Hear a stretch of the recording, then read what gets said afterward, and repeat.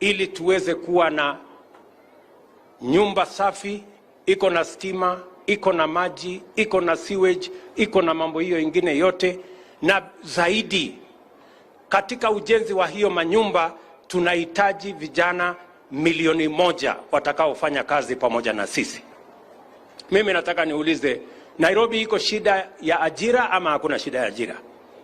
Si iko shida kubwa?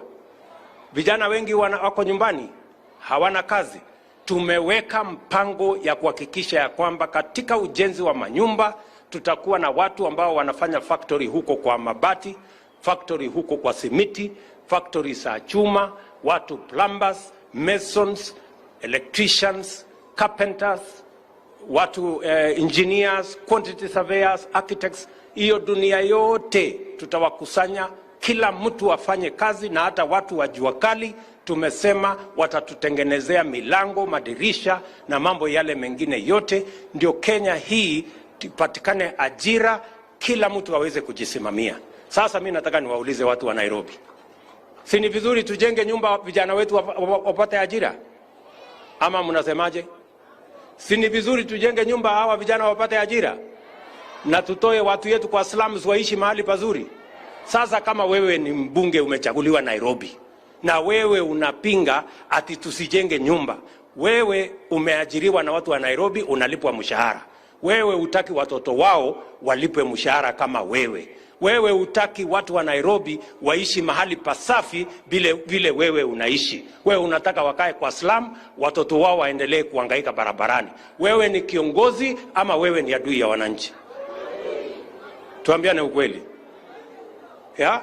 Surely, which leader in this day and age will oppose a program that is going to give dignity to his voters, that is going to give jobs to the people who have given him a job, that is going to give decent livelihood for the people who have voted and pays for their salary?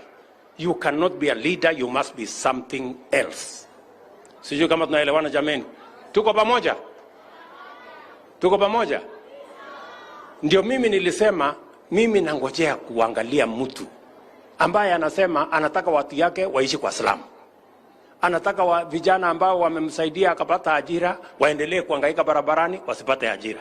I am looking, huyo mtu tujua anakaa namna gani, na sijui kichwa yake ni mzuri ama iko kombo kiasi gani, ama ni aje ndugu zangu? Surely. Na nimesema vile vile katika hii budget tumesema vijana wetu ambao wanatoka TVET, tunataka vijana waje wafanye kazi. Tumesema hata furniture. Hii furniture inatengenezwa hapa Roysambu. Kuna watu wengine wanaenda kununua furniture China, wanaenda kununua furniture Marekani, sijui wanaenda kununua ati kitanda na hii kiti ya kukalia hapa unaenda kununua Marekani, na tuko na vijana hapa wanaweza kutengeneza furniture. Nimesema kwa hii budget wale watu wanaleta furniture kutoka nje watalipa ushuru kubwa sana, kwa sababu tunataka vijana wetu watengeneze furniture hapa nyumbani. Tuko na vijana wa kutosha, tuko na mbao na randa na hiyo ingine, watoto wetu hapa wafanye kazi. Ama mnasema mnataka tulete furniture kutoka nje? Kitanda ya kulalia hii inatengenezwa hapa Roysambu? Sio ni ujinga ama nini jameni? Si ni ufala mingi sana? Niwaulize, tumesema wale watu wanaleta simiti kutoka nje. Tuko na factory ambayo vijana wetu wanafanya kazi hapa Kenya. Miauliza watu wa Roysambu, twende tulete simiti ya watoto wengine, watu wengine wanaajiriwa, tuwache watoto wetu wahangaike, na tunaweza kutengeneza simiti hapa nyumbani kwa factory yetu. Sijui kama tunaelewana. Factory ya chuma namna hiyo. Tumesema hii mambo yote, we want to work for our country and we want to work together. Na katika hii budget nimeweka pesa bwana Kamande ya watoto hawa wapate chakula lunch time. Wewe utaenda kupinga alafu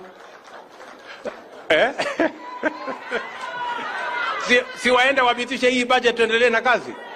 Ama mnasemaje watu wa Nairobi? Waende wabitishe ama wasibitishe? Alafu unasikia ati mtu analalamika ati sijui iko 3%. Sasa wewe hata kama 3% umeambiwa utoe, umebaki na 97%. Sio 97% kutoshe. Wacha hii 3% tutafutie hawa vijana wengine ajira. What is the problem? Wacheni ubinafsi bwana. Hapana, wacheni hizo. Sijui kama tunaelewana. Alafu sasa unakuta wengine wanaendesha propaganda, wale wanapiga sijui kusupport